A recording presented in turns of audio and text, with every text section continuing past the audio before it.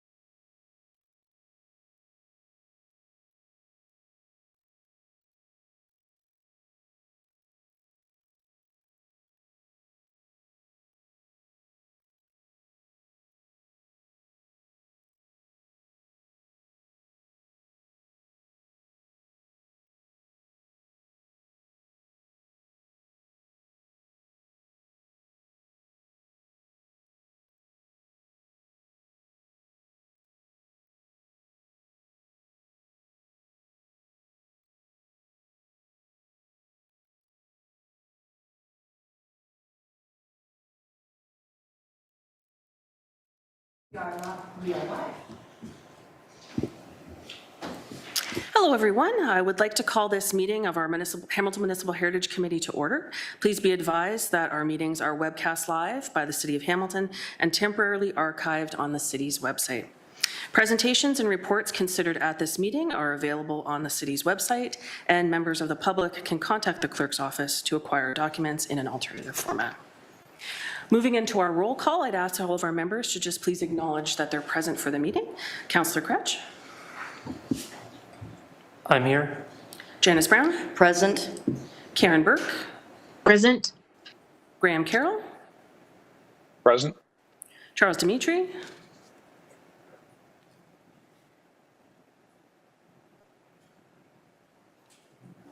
Chuck is in the meeting, but he may have stepped away quickly. Lynn Lundstead. Present. Robin McKee. Don't believe is here. Timothy Ritchie. And Will Rosehart. Okay. Before we begin our meeting today, I just want to take a brief moment. Our Municipal Heritage Committee and our heritage community lost a dear friend around Christmas time. So I just want to acknowledge the loss of Mr. Jim Charlton. Jim was an extraordinary man. He was a kind soul. He did a lot for our committee, and he was a working volunteer member with our inventory and research working group. So he was constantly out, and he was taking photographs. He loved traveling around the city and documenting our heritage and architecture.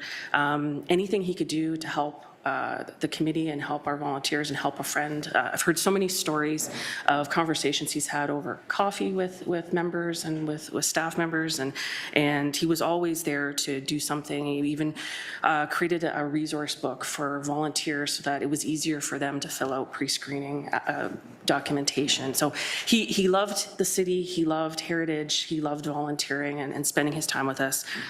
He was a very kind man and a good soul, and so we want to on behalf of the Municipal Heritage Committee, extend our condolences to his family, but to also his colleagues and his friends on the Heritage Committee and on the Inventory and Research Working Group. So, if I could just, thinking of Jim, if we could just take a brief moment of silence before we head into our meeting.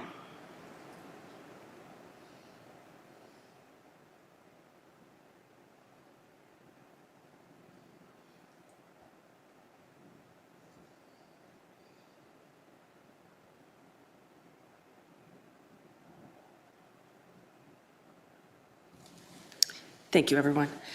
Madam Clerk, are there any changes to our agenda?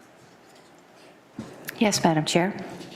Under consent items, we have 9.4, Heritage Permit Review Subcommittee Minutes of December 13, and 9.5, Policy and Design Working Group Notes from December 5th. And also, staff will be giving a verbal update on Bill 23 under general information, other business. Thank you, Madam Clerk. Are there any declarations of interest today? Motion? May I have a motion to approve the agenda as amended? So, I see Graham and I see Janice. Anyone opposed? Seeing none, we move on to our declarations of interest. Any declarations today? Seeing none, we'll move on to the approval of the minutes of our previous meeting. We have the meeting notes of November 21st, 2022. May I have a motion to approve those minutes as presented? I see Lynn. Need a seconder. And Karen, thank you. And is there anyone opposed to the approval of the minutes? Seeing none, that item is carried. Under communication items, we have the following items on our agenda today. Is 5.1 is correspondence to the Ontario Heritage Trust, Provincial Heritage Register, respecting a notice of intention to designate under Part 4 of the Ontario Heritage Act for 66 to 68 Charlton Avenue West in Hamilton, Ward 2. Are there any questions?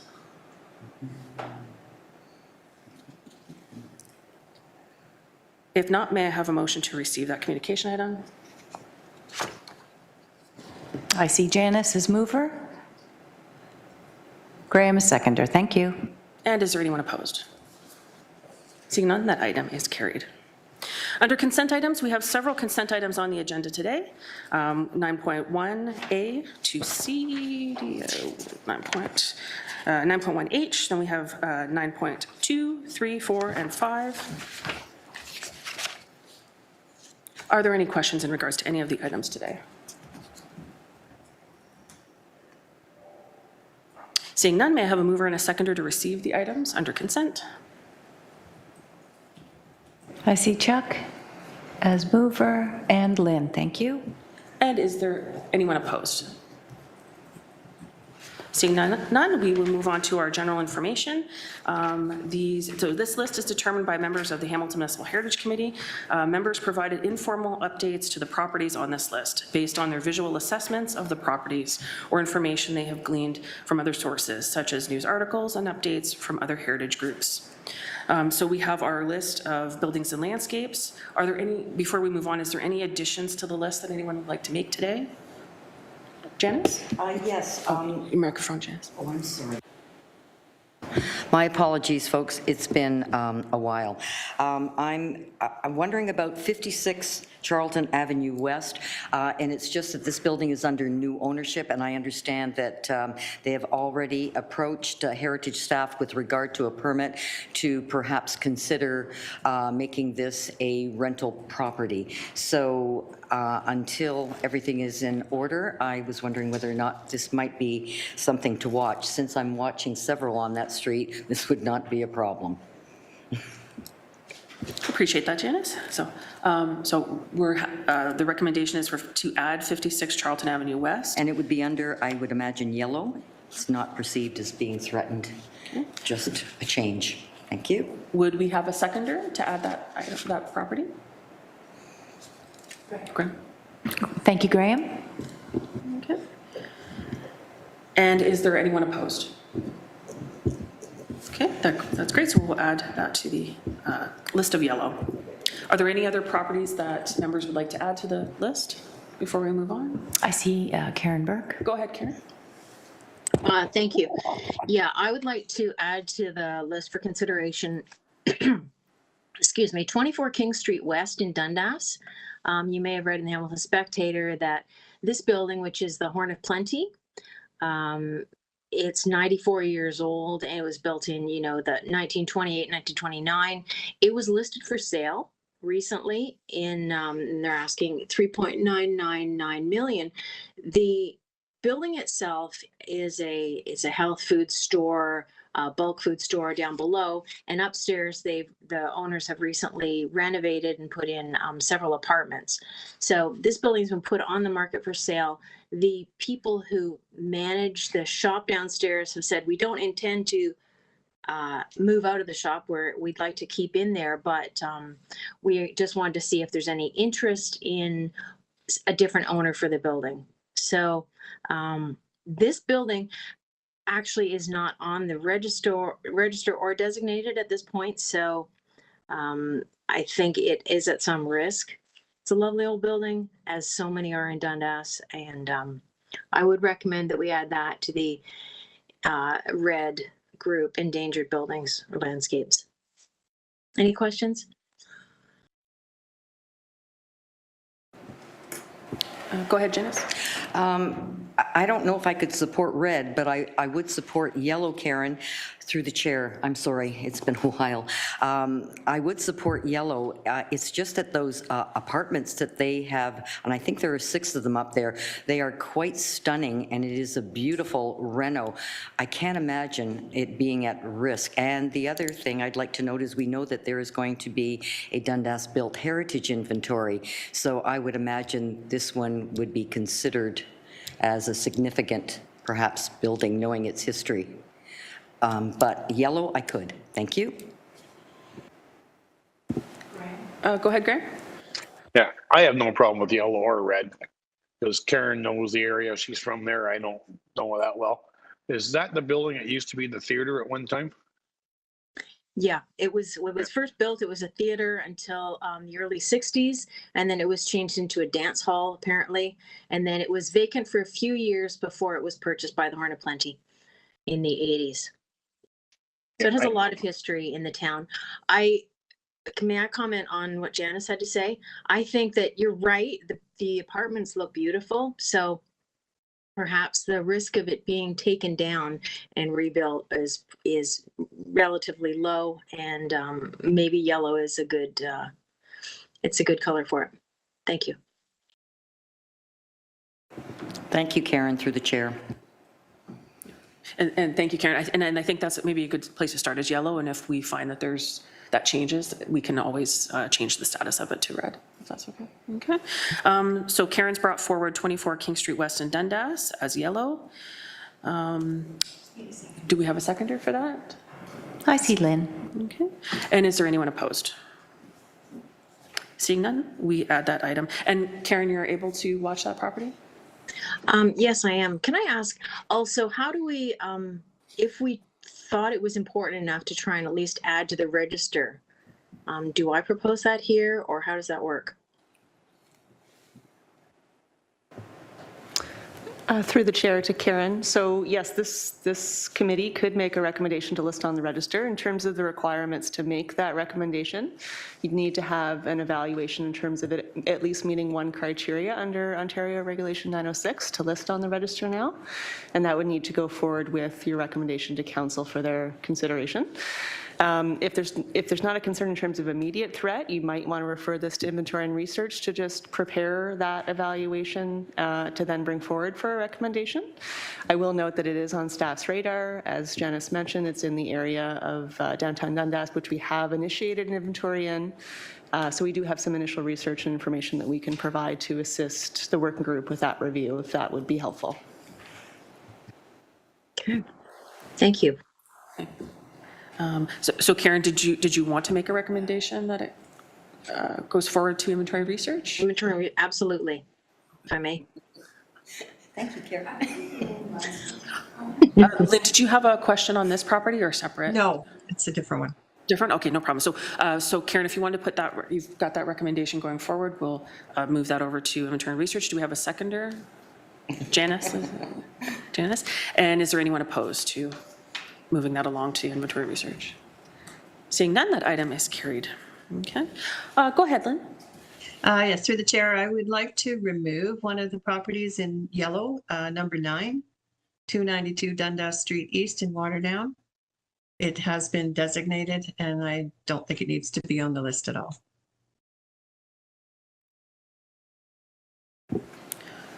We always like to hear buildings that are successful and we can take off the list. Janice, did you have a question? Or, Through the chair, yes, I do. Last night, I received an email from Devin Thompson. I think you folks must know him because I know he has written to you, and he just wondered whether or not we should be looking at the Philpott Church. And he sent through, am I out of order? Yeah, we haven't finished. Oh, we haven't finished. I am so sorry. That's okay. Just tell me I'm out of order. So we'll finish off Lynn's property first. It wasn't finished. No, we have to. Oh. So Lynn has put forward. Send me back to Janice is just so excited about being in person at a meeting. So 292 Dundas Street East in Waterdown, Lynn's put that forward. Do we have a seconder to remove it from our list? Janice will. And is there anyone opposed? Seeing none, we are able to take 292 off of our list of yellow.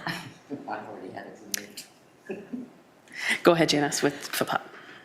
Okay, back to the drawing board. I'm so sorry. So Devin Thompson email, and his concern was the Philpott building, and he sent through something from some website in Toronto showing, and I think we all knew this, that it was going to be demolished and there were going to be some sort of towers that were going to go up there. So he wondered whether or not this should be flagged and perhaps put on the staff's work plan. I am just the messenger.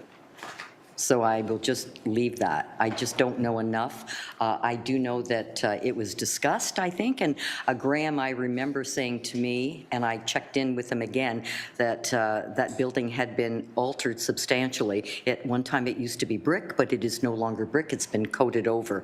I've never been inside, so I really cannot speak to it. I don't know enough about it. Thank you. Go ahead, Alyssa.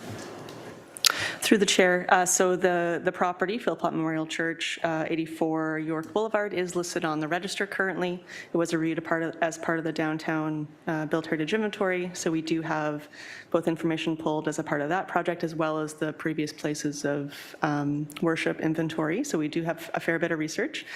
There was a formal consultation application submitted in 2022, and if I recall correctly, the staff comments in terms of heritage considerations would require a cultural heritage impact assessment.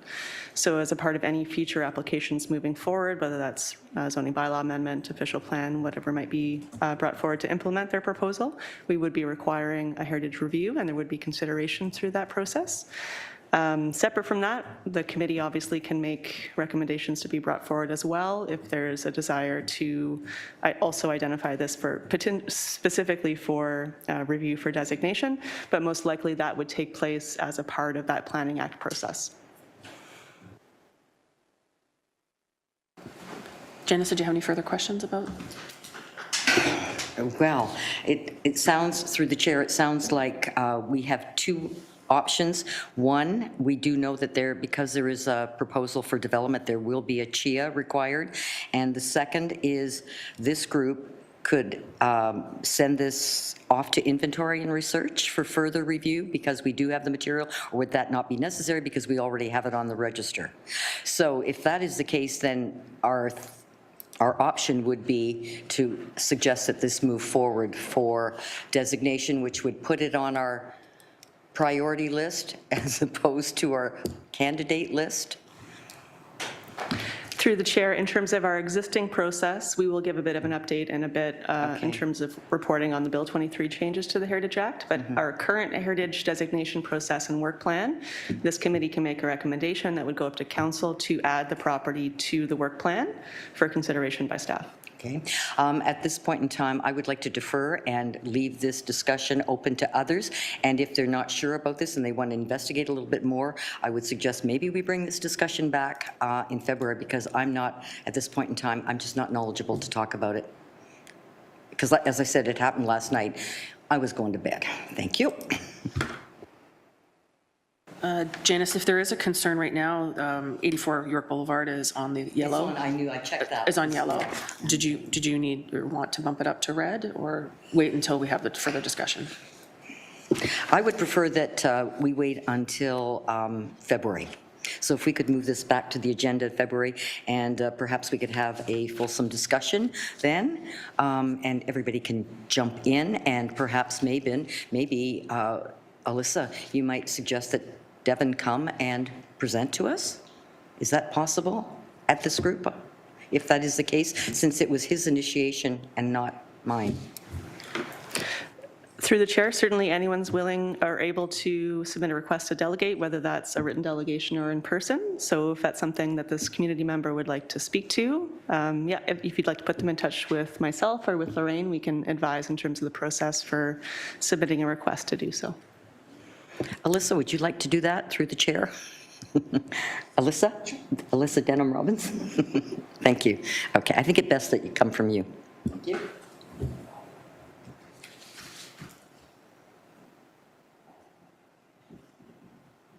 Okay. All right. Anything further on that property? If not, we will move on. Is there any other item or any other properties that we want to add to the list? Okay, we will move to property updates. If we could get a speakers list, show of hands. Councillor Critch. I wanted to ask a question related to this, but not about a specific property. Is it okay to ask that now? So recently there was, we had a discussion about 66 to 68 Charlton Avenue West. I could have brought it up then, but this seems more appropriate to this section. And so there were a presentation about that. I remember council having a discussion, and part of the discussion was, hey, there's this property. The internal part of the property is no longer heritage. They've removed all the banisters and door frames that are of heritage value. It was used for medical purposes, this kind of thing, right? So knowing that the interior of the building is kind of not as heritagey as the outside of the building, just to be real technical about it. And so, but then there was like, clearly in the neighborhood, people were like, hey, There are workers in there doing demolition-related things. Do they have a permit? So the process of investigating this through municipal law enforcement was interesting, right? So residents submitted complaints to municipal law enforcement, and then there was, what happened, I learned after, was that it went to the building division. And this transformative action between MLE to the building division seems to be like a slight lag. There's a lag there. There's like a lacuna. So it took a while for it to be acted upon. But this thing is on the list. So I guess I'm wondering is like outside this committee, right, and the list that we have here and the various stages and colors that are assigned to things, is there a way to either instantiate this list in the building department's mind, prioritize these buildings for action when there's a complaints about them? Like, I just don't understand how we could mobilize that outside of this space. It feels like this list is contained to this space, but that if other people were actively, really keenly aware of it, it might encourage them to have stronger feelings about or more urgency about dealing with things when they're about buildings that are on the watch list. So does that make sense? That's my question, trying to figure out what I could do as a council member to like cohesively coordinate these things. Through the chair to the councillor, yes, so it's a great question. This list of properties that Heritage Committee monitors have a variety of heritage statuses. So some are registered, some are designated, some might only be on the inventory, but generally they have some status and recognition. And it's the intent of this, in terms of this agenda list, is for the members to proactively monitor and ask questions and to bring them up in conversation. In terms of our city process and concerns around property standards or work potentially with or without building permits, we also have our tracking list of heritage statuses in our mapping and in our databases internally. So when properties are flagged, if there are complaints raised, the staff members in the other departments are able to confirm those heritage statuses, and they liaise with heritage staff on those matters. So there is already a protocol in place for properties that have heritage recognition or status. So I guess to sort of tie the two items together, we'd want to ensure that there isn't anything on the Heritage Committee's list on this agenda that doesn't have heritage status, and make sure that it does, to ensure that it's also being flagged internally. Yeah, that would be super helpful, but even just the fact that like there's the notion behind this list, it's a watch list, right? People are like out in the community watching stuff. So even if there's a way to add a status into the system, which is just like, this is on the heritage watch list even, if there's a building on here, for instance, it isn't, just like flagging it in the same system so people are aware that it's obviously a priority, a heritage priority of some kind to the committee because it's on a list. I just don't think other people are aware of the list is, I guess, my point. And what you're saying is, oh, the internal way we recognize these kinds of things is through this, but that's only usually for things that are registered. It probably doesn't include all the buildings on this list. So I guess I'm just getting ahead of the next time this happens when there's something and they look in the system and they're like, okay, and nothing is there. Maybe just making sure that even the watch list things find a home in that system. So MLE and the building division can easily see them. Through the chair, so staff can take that back and cross-reference the list to confirm that everything does have heritage status. I believe that it does, but we'll double check that. I'll also note that internally, when we do have properties that we know are being watched that maybe have some immediate concern and risk, we often will add additional notes in our internal system to contact heritage staff immediately if an application or an item comes up. So we are doing that informally at the moment, but I think a good starting point based on the concern that you've raised is to cross-reference this list, confirm that everything has a heritage status, and if not, then make sure that we bring forward recommendations to reflect the interest the Heritage Committee has in all of these properties.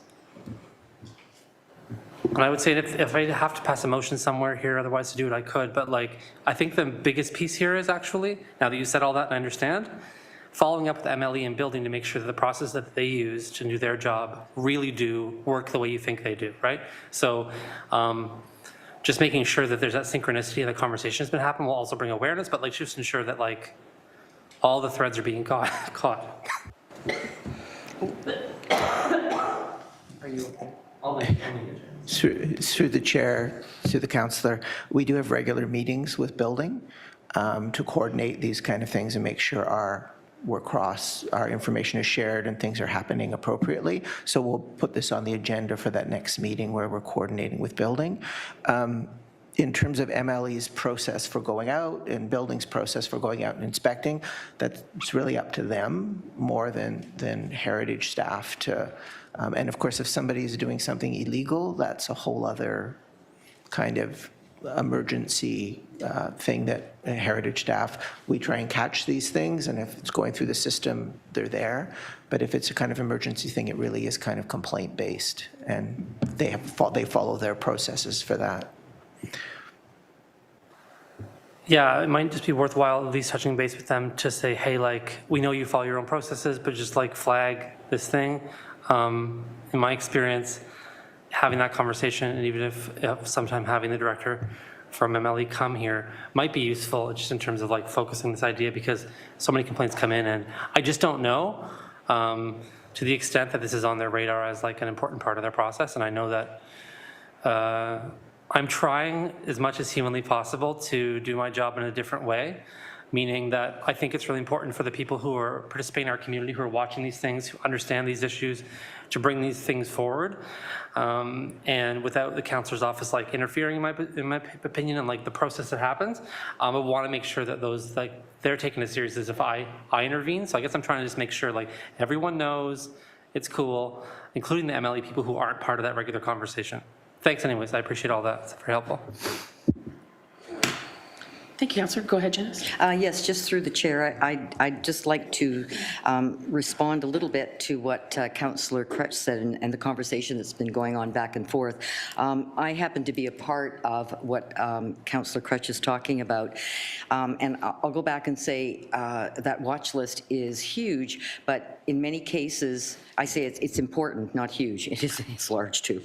It is important, and I think in some cases, some neighborhoods perhaps are a little bit more informed than others, and that certainly does help, especially when the association or the community group may have a heritage priority. And I think in this case, the reason there were so many neighbors that came to this is that they are very aware of where they live and their historical neighborhood. So education, I think, is really important if we want our folks to take care of what we think is important, and that's across the entire city, not just this little small group. We are just too small. It has to be much more important than that. And I don't want to throw anybody under the bus, but when I dealt with this situation, when I first got the word that something was going on at this particular residence, I did contact MLE. I contacted the wrong division, and they sent it off to building. And I didn't really appreciate the response, and maybe that should go back. And the response was, yes, we've got it, but we can't tell you when we're going to look into it. I found that a bit disconcerting, because I thought, and I can't remember if I put Councillor Crutch's name on this. I tend to do that because I think if I've got my councillor involved, then it holds more weight than me, and I'm just, and I can't prove that. There you go. Thank you very much for that. Is there any further discussion on that item? If not, we have our speakers list. Karen, you had an update on properties? And I do too. I do, thank you. I have an update on 215, 219 King Street West in Dundas. You may recall we added that to our watch list. I think it was last year. Two small little cottage buildings, and they were built in the 1850s, both of them. And they have been, there was a zoning bylaw amendment application submitted last year by the owners, or by to the city, and it proposed demolition of the two buildings, replacement with some four three-story townhouses and a three-story house. So I'm reporting this because it was just in the paper this morning. These meetings took place last year with the city. The city and the applicant took place in October. And then the city stated, I guess this morning or yesterday, that the application was currently not complete. They're missing a functional servicing report. But other than that, this article doesn't indicate there's anything else missing. So, you know, this is at risk. These buildings are on the register, but they're not designated. And so I'm not sure how much longer they'll be around, because it does look like it's progressing. It looks like there is real interest in developing those sites. Thank you. Go ahead, Graham. I believe we added 215 to the work plan, did we not? Go ahead, Elizabeth. Through the chair, that's correct, Graham. 215 King Street West Dundas was added to the designation work plan last year. Yeah, and that article was saying they plan on retaining 215, if I read it correctly. They're going to incorporate it into the development. I apologize if I missed that. I didn't notice that in the article.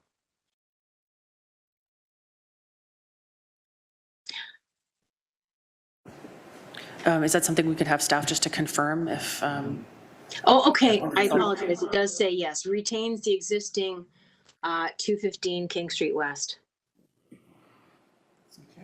That's the current proposal. Previously, they had said they were going to take them both away, but now it looks like they've updated it to include the 215 to stay there. So it's good. Thank you, Graham. You're welcome. I'm glad I read that correctly. Karen, did you have any other updates you wanted to provide? No, that's fine. That's all for me. Thank you. Sounds good. Have Janice next. Is there any other members that would like to provide updates? Well, Graham will after Janice, and go ahead, Janice. Thank you very much, through the chair. I'm going to just talk briefly about James Street Baptist, and that being, why am I doing that? Okay, just excuse me. Could you go on with Graham? I need to look at my notes, sorry. We'll let Janice get her notes together. Go ahead, Graham.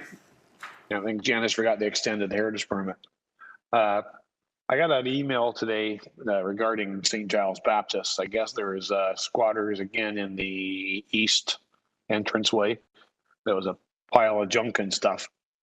But the local neighbor, Janet Long, had contacted municipal law enforcement. They came in, got an order, and contacted Kindred Works of the United Church, and they did clean it all out, and it looks much better now. But we got to keep a close eye on it. Of course, I'm not in town right now to do so myself, but it looks like it's something's got to be done to close those alcoves in so they can't be used.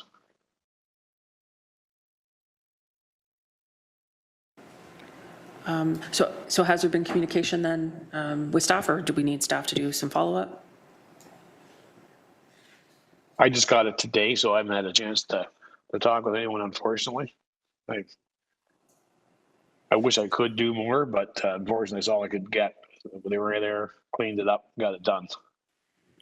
Go ahead, Ken. Through the chair, Graham, it sounds like MLE has got it under hand. I'm happy to have a conversation with Monica about it, the director there, to see if there's something else they feel needs to be done to protect it better. Yeah, it would be nice because these two alcoves are just too handy for people to use to over weather. And with the amount of refuse that was inside, that was a fire hazard. If they were to use that to light up some of that debris to keep warm, and in that alcove, it would just be a disaster on that church.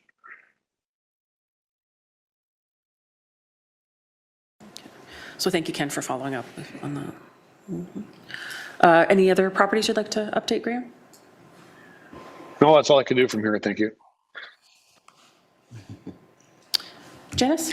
Yes, I did find my notes finally. I'm just going to make a comment about Graham and the alcoves. In the day when St. Mark's had a Sunday school, we had very similar situations because there was a doorway, and that was often used by folks. And I can tell you the alcove at St. Paul's Presbyterian Church was damaged by fire not too long ago, and I guess since then there's been another fire. There was another fire in the front. Anyway, so good to look after those things before they create problems. Back to James Street Baptist, 98 James Street South, and there has been, this is, I suppose, good news, but it's a bit worrying. They have extended the heritage permit, but what was surprising to me was that it was extended for 3 months, and to me that's unusual because normally it's a year at least.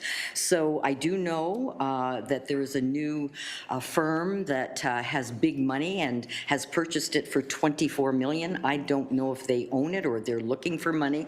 So through the chair, I would really like some information, if anybody has any information, on what's happening with 98 James Street Baptist. Thank you. Through the chair to Janice. So I believe what we're referring to is on today's agenda, item 9.1.h is the 3-month extension that was recently granted for that heritage permit approval. Staff did receive a request to extend the application, given that there are relatively new owners still, and that they're putting together their proposal for how to move forward with the property, wanting to better understand the full extent of what is being proposed, the state of the building, and to ensure that we can reinitiate the regular monitoring that's required as a part of that heritage permit conditional approval. We've granted 3 months, and that will allow us some time to connect with them, discuss how they'll be moving forward before potentially providing a longer extension to allow them to move forward with a redevelopment. Through the chair, thank you. Oh, go ahead, Janice. You can do your other properties. I have a few more. I am now on 13.1B, yellow, and I am at number 8, 52 Charlton Avenue West. And I understand this is the property that had the fire. It is a designated building. There was a heritage permit that was granted. Apparently, the insurance case has been settled, and when I inquired, the proponent, the developer, the owner was looking at his plans for, or his options for restoration, I don't know what. So is there anybody that can give me some information on where we are with 52 Charlton Avenue West? Thank you. Through the chair to Janice. So staff have been in touch with the owner and consultants working with the owner. We don't have any formal resubmissions or documents provided in terms of plans moving forward, but as you mentioned, obviously they're working through the process following the unfortunate fire that had taken place. So we do hope to have updated information soon once they're able to actually determine what their plan is moving forward. We've also put them in touch with our colleagues in economic development to ensure that they're aware of the financial incentives available to them as well in terms of their proposal to move forward with the designated property. Thank you.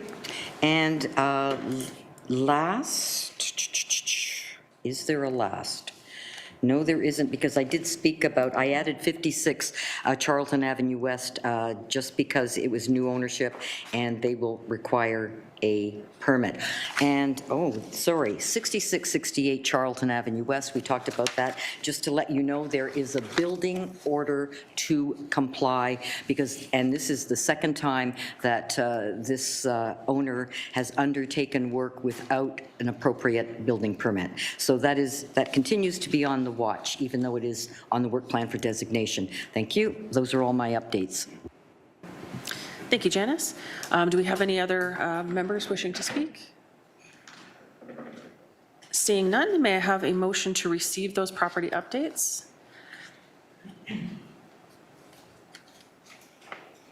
I see Karen and I see Graham. And is there anyone opposed? Seeing none, that item is carried. We now move on to some new business items. Ken, would you like to bring forward yours? Through you, Madam Chair. First new business, happy news. We are at full complement for Heritage at the moment. We have recently hired Emily Bent, who has joined us from ERA and used to be with us in development planning. Did you want to introduce? Thanks for the introduction, Ken. Yeah, I've recently come back to the city. I worked for a year and a half at ERA Architects in Toronto as a heritage planner, and I previously worked in development planning, zoning bylaw reform, and also as a zoning examiner when zoning was a part of the building division. So I'm really excited to be back and to be working with this team. Welcome, Emily. It's great to have you here. I'm sure they've got lots of work already lined up for you. And although not here, we have a new student this term, Adrian Trollman. So if you're inquiring on the general email or general phone number, Adrian will be the student answering the calls. So we can welcome Adrian as well. In addition, I would like to give a quick update on where we're at with Bill 23. As you know, there was a lot of changes to the Heritage Act, specifically the registry, which will on January 1st, 2024, will have a large number of limits put on it in terms of maximum time things can be registered, 2 years. Once it's off the register, it's a 5-year waiting period before we can put something back on the register. It has to be on the register to be designated, to be able to be designated. So Alyssa has been working through this very diligently, specifically with 166 properties on the list that we've been talking about today. We are going through a series of criteria in terms of which ones are most endangered and under threat, and we will be coming back to this committee in February with a list of those projects we're going to be prioritizing for designation to try and get through in the next 2 years. So that would be 60 we're approximately looking at in 2 years, which is a very, very high bar to meet. In addition, there'll be some recommendations about how we move forward with development and flagging possible heritage concerns with new development applications in terms of timing to possibly get things on the register to make sure that we're able to protect them as they go through the development application process. And that's tied in with Bill 109 and other aspects of that. So there'll be a more fulsome report coming forward for your review on that. We're hoping that the design working group can work and support some of that research that will be going forward. In addition, we'll be taking a separate report forward to Planning Committee to look at 2 additional staff temporarily for that 2-year period to help us get as many of those designations done. So that's kind of where we're at with Bill 23. So February should be a busy meeting. Thank you for that update, Ken. Sorry, just. Oh, go ahead. Sorry, Steve Robichaud, Director of Planning. Just to clarify Ken's comments, under the complement control policy, we will need to go to council to create 2 temporary FTEs to be funded under the existing capital account to do this designation work. And then once it'll be in a temporary period, because we already have a secure funding source, but at the time that capital budget was created, there was no FTEs attached to it. As I understand, my understanding is the complement control policy means we have to go to council to get permission to create those 2 temporary FTEs once to complete the work. And then once the work is done, unless they find another position with the city, then those positions will be deleted and they will unfortunately move on either somewhere else in the city or have to pursue other career opportunities. We're not looking at creating any permanent positions. It's just part of our HR policy framework and why we have to do it this way, as opposed to the current practice of using outside consultants to do this designation work. And we're looking at that business case. Can we do more by doing it in-house in order to expedite the number of properties that need to be designated, including taking a look at some of the older bylaws that may need to be updating and refreshing, as opposed to the current practice of 2 to 3 batches being assigned to a consultant a year. Because as my recollection was the last time we checked the list, there was 166 properties on the designation work plan. And if we can able to remove as many of those or move them forward to a decision point on whether or not to proceed with the designation, this is how we will deal with that issue, because it is getting unmanageable. The original intent, I believe, Alyssa can correct me if I'm wrong, is like a high priority was supposed to be 1 to 2 years, a low priority was supposed to be around year 5. The current one has this out to 2040, almost, late 2030s. So clearly it's an unmanageable workload, and we're just looking from a resourcing and strategy and options, and we will be presenting that to Planning Committee and then Council if they want to go that way. That's one option, or the other option is we continue as is to use the capital budget to hire outside consultants to do the work. And it may or may, for the more complicated ones, that may make sense. But for the ones that are relatively routine and straightforward, by bringing in some people, we have the existing heritage staff to help oversee the new hires, which would be junior people. We could advance that. And this is, don't want to belabor the point, we're seeing other municipalities are also adopting the same approach too. I think Mr. Coit shared some information. The town of Oakville is doing something similar, where they're going to go out and try to hire some additional heritage planners to get as many properties designated against that one backdrop that is it 2 years on the registry and then they can't be put back on the registry for 5 years. So that Bill 23 change is what's triggering our need to have a strategic approach to how we deal with the registry in light of those provincial legislative changes. Sorry for a long answer, but I just wanted to clarify because I could see people were just wondering exactly why we're doing what we're doing, and I just wanted to put it in context. So if you have any other questions, we're available to answer them or talk offline. Thank you. Both Karen and Graham have their hands up. Ken, did you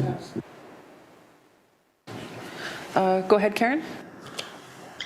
Thank you. That's really positive news. And I just wondered whether this would help at all, Steve, to have the official approval or recommendation of this committee to support the allocation of funds towards internal FTEs versus the currently approved process of having the external. Would that help at all, or really doesn't make a difference from your argument's perspective?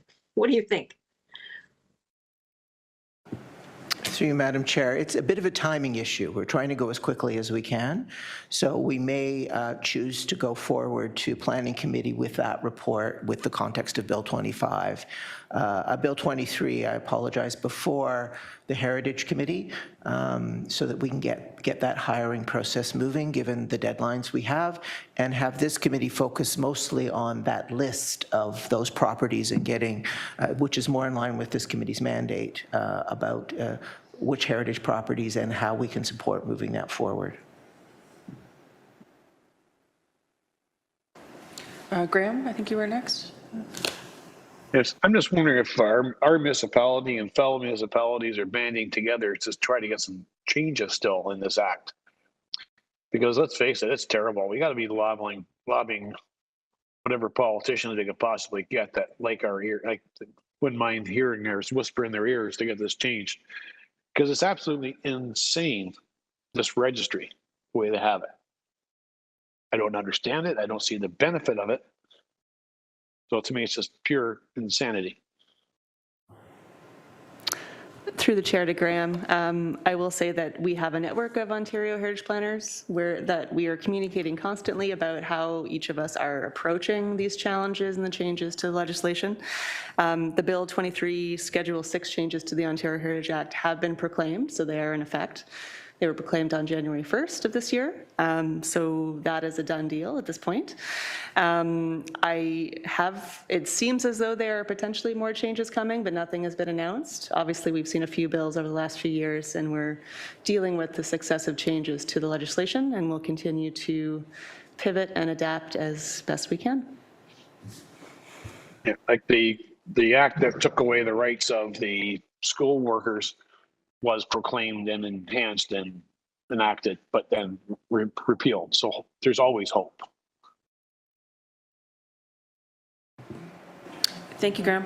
Janice, you're next. And yes, just to let folks know if they're not aware, through the chair, I had the opportunity to attend a government meeting with the Architectural Conservancy of Ontario Provincial Office, and those folks also are working to deal with this act, and I know that they have a day coming up, February 21st, where they'll have the opportunity to speak to members of provincial parliament, and they are bringing some asks to that meeting. So hopefully, as Graham says, maybe this will go away. Thank you. Councillor Crench, you're next. Yeah, just to augment what Alyssa was saying, to answer your question, Graham, I think one of the problems is the timing of all this, right? So municipalities are just all getting over municipal elections. There's new politicians that are part of those conversations. And frankly, the coordination amongst municipalities in Ontario has not always been excellent. And there are 444 of them. The Association of Municipalities of Ontario, AMO, is doing and has done a kind of job to try and organize people. But because of the timing, because it happens so quickly, people are just trying to catch up, understand what these regulations mean, understand what the implications of the regulations are, and get organized. So I think the trouble is we're not the only municipality in the middle of a budget cycle. We're not the only municipality with a bunch of new councillors. So I think that's the challenge, and the timing was frankly less than lovely in ensuring that it makes it hard for us to organize ourselves and makes it hard for us to do it. So yeah, I hear that, and believe me, we're working on it. Thank you. Thank you, Councillor. Is there any other discussion on that? Any other speakers? Oh, go ahead. Yeah, go ahead, Councillor. So if I understand correctly, and just doing quick math here, 66 minus 166, right? Just try to figure out if we're prioritizing 60 of these things. If I understand what Ken said correctly, that they'd stay on the heritage for 2 years. So I understand if the legislation comes into effect on January 1st, 2024, we'd have 2 years where these things could remain on until 2026? No. Through the chair, the legislation was enacted on January 1st this year. We have 2 years from that date. And then the registry, everything on our registry now, which is 2,000 some odd properties, will go off the registry and they will not have protection for 5 years after that. That's clear, thank you. And so you're trying to prioritize the 60 or so that are at most risk, knowing that the rest will then, of course, be off the registry for 5 years?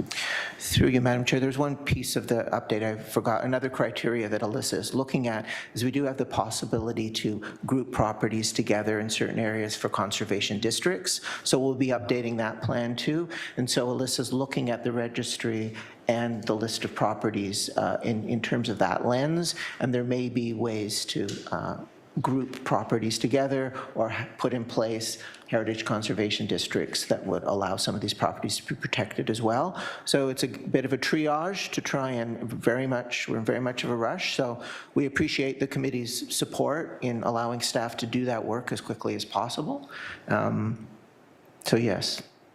Thank you, that helps, I appreciate it. Sorry, just building on Ken's comments, the committee is going to also be involved in this, obviously, so it'll be an increased workload for the members, so we have to consult with Heritage Committee prior to proceeding with the designation. So I think just as a heads up, we're going to be a very busy next 24 months resolving this issue. So really, essentially what we're looking at is to surcharge the ability to designate. So we have the existing staff complement that are working through the existing, and then we're going to propose bringing on additional resources to do more than what we would normally do in an effort to get through that priority list as quickly as possible, recognizing that there may be some properties that are on and also because of the new criteria that the province has put in place, there may be some property when we do that triage that won't be able to designate, because correct me if I'm wrong, it's 2 criteria you have to meet right now. So if it was, say, a historic house, I'm thinking like the Lincoln Alexander's property. It was a fairly new suburban property, but it was the association is with an individual. That property may no longer meet the criteria under the Heritage Act, so we can't designate it because it's only 1 out of the 6 or 3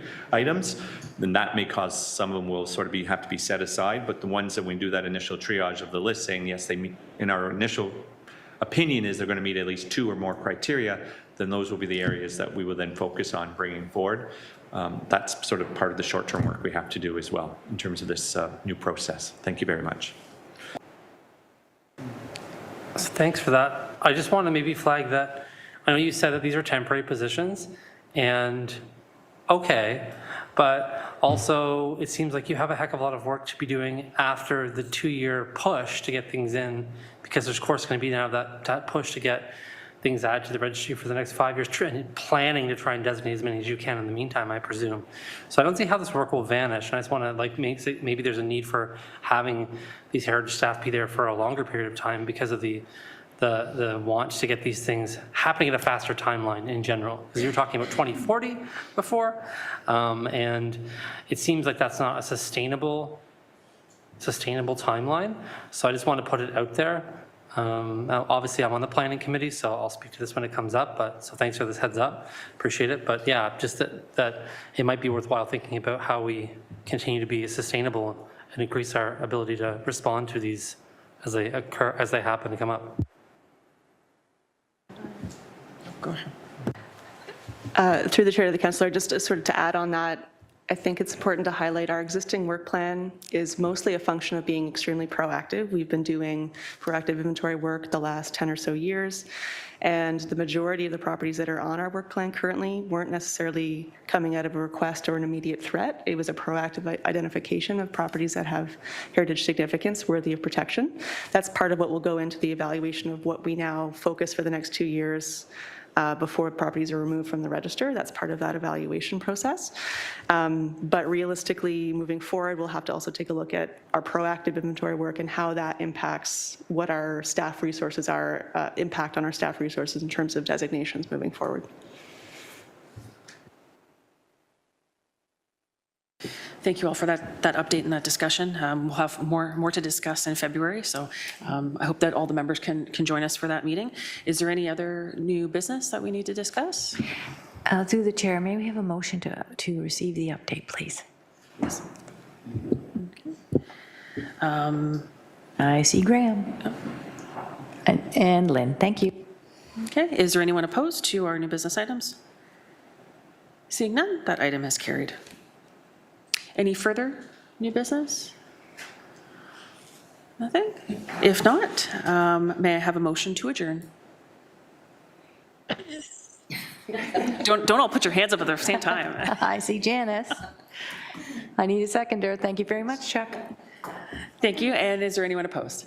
Seeing none, that item is carried as well. So we'll adjourn for today. Thank you, everyone, and we will see you next month. Off to the pub. Thank you. Safe trip home, Graham. Oh, I got a couple more days yet. So see you next week. Bye, guys. Bye.